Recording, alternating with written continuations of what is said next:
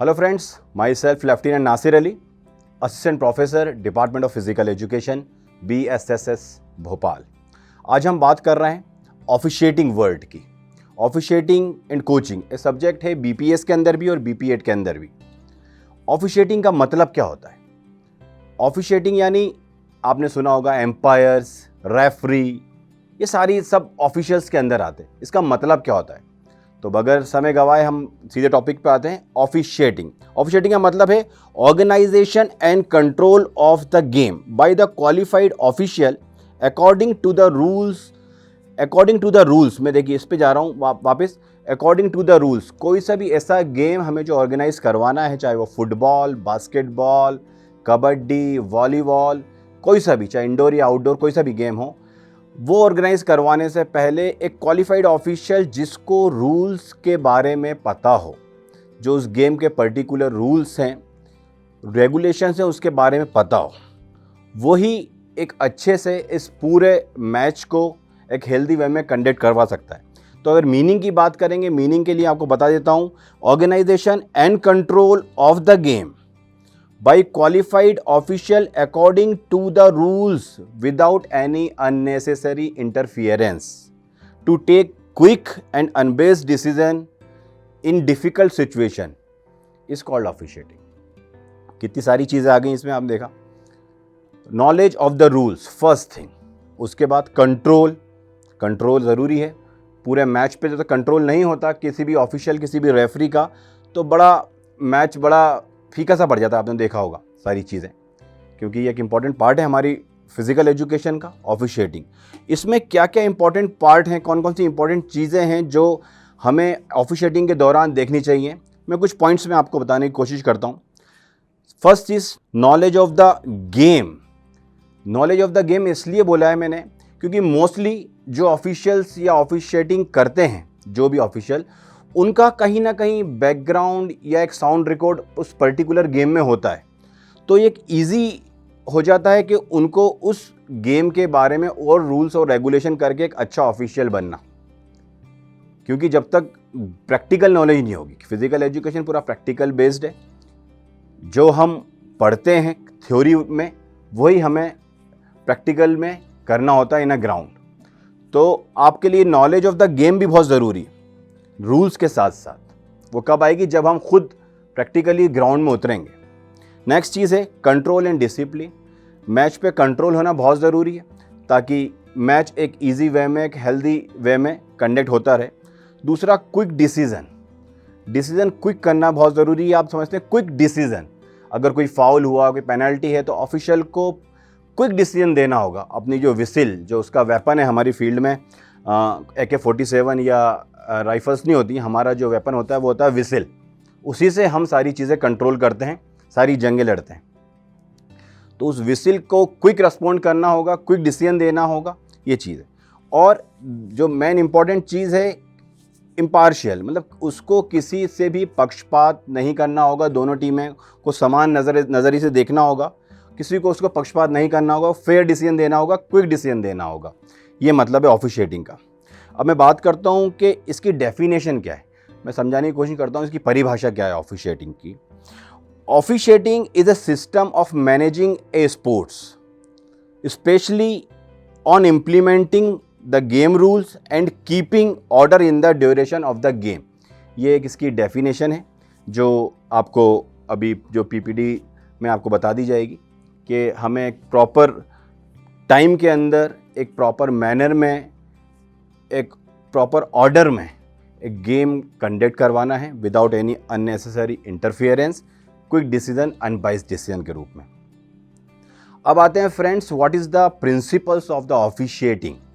इसके मेन सिद्धांत, मूलभूत सिद्धांत कौन कौन से हैं?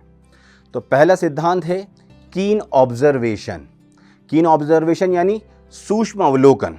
एक ऑफिशियल को बहुत ज़रूरी है कि वो पूरा जो मैच चल रहा है उसको बड़ा सूक्ष्म अवलोकन, एक कीन ऑब्जर्वर करके चले, कौन सा प्लेयर कौन सी गलती कर रहा है।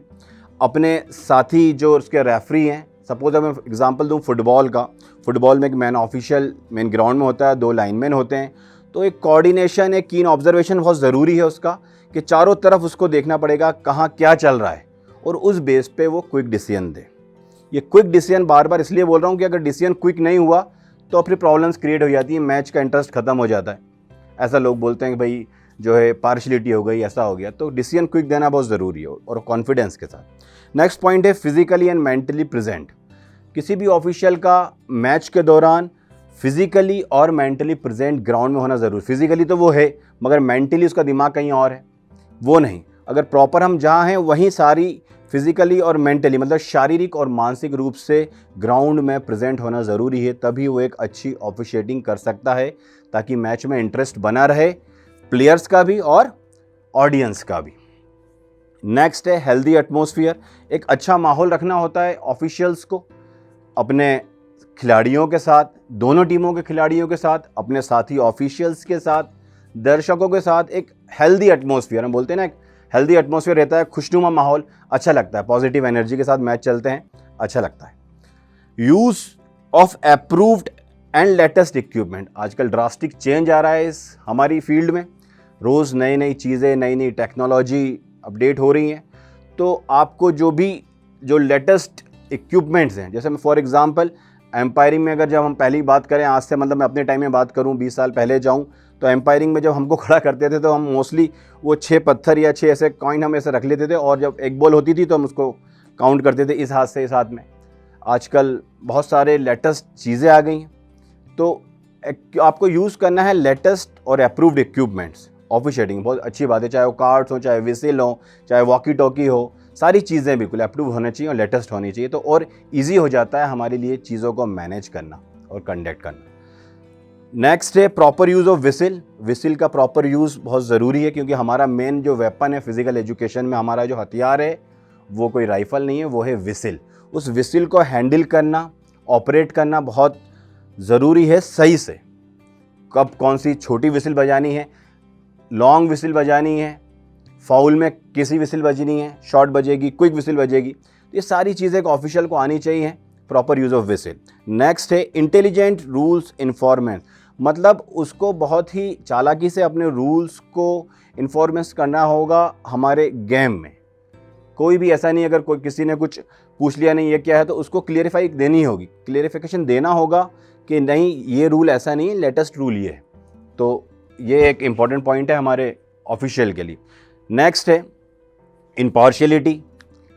उसको मैंने आपसे पहले ही बताया, किसी तरह का पक्षपात भेदभाव नहीं करना होगा ड्यूरेशन द मैच। दोनों टीमें समान हैं, उसको अपनी ड्यूटी को अपने बहुत अच्छे से परफॉर्म करना होगा विदाउट एनी किसी भी पक्षपात या भेदभाव के।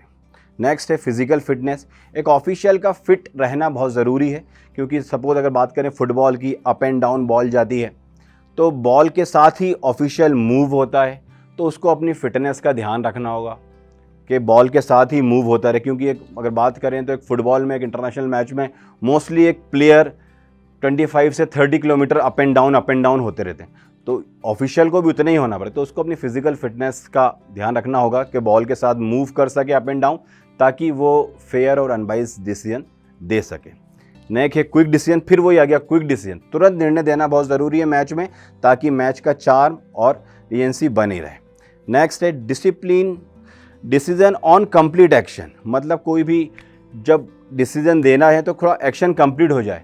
फॉर एग्जांपल अगर हम बात करें क्रिकेट की, क्रिकेट में अगर बॉलर बॉल डालता है, बैट्समैन उससे वो बॉल छूट जाती है, विकेट कीपर से वो बॉल छूट जाती है, वाइड बॉल है, तो उसने पहले ही वाइड बॉल का इशारा कर दिया, और बाद में क्या हुआ, वो बॉल थर्ड मैन प्लेयर से भी छूट गई और चौका भी चला गया।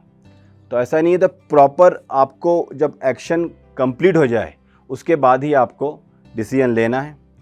आपको एप्रोप्रिएट सिग्नल्स, जो नेक्स्ट लेटेस्ट सिग्नल्स आ गए हैं, उनका यूज़ करना है, और एक साउंड ह्यूमन रिलेशन रखना होगा आपको दोनों टीम्स के साथ, अपने साथी खिलाड़ियों के साथ, दर्शकों के साथ, टीम मैनेजर्स के साथ, ताकि एक अच्छे से खुशनुमा माहौल में वो अपना डिसीजन दे सके और मैच को कंडक्ट और ऑर्गेनाइज कर सके।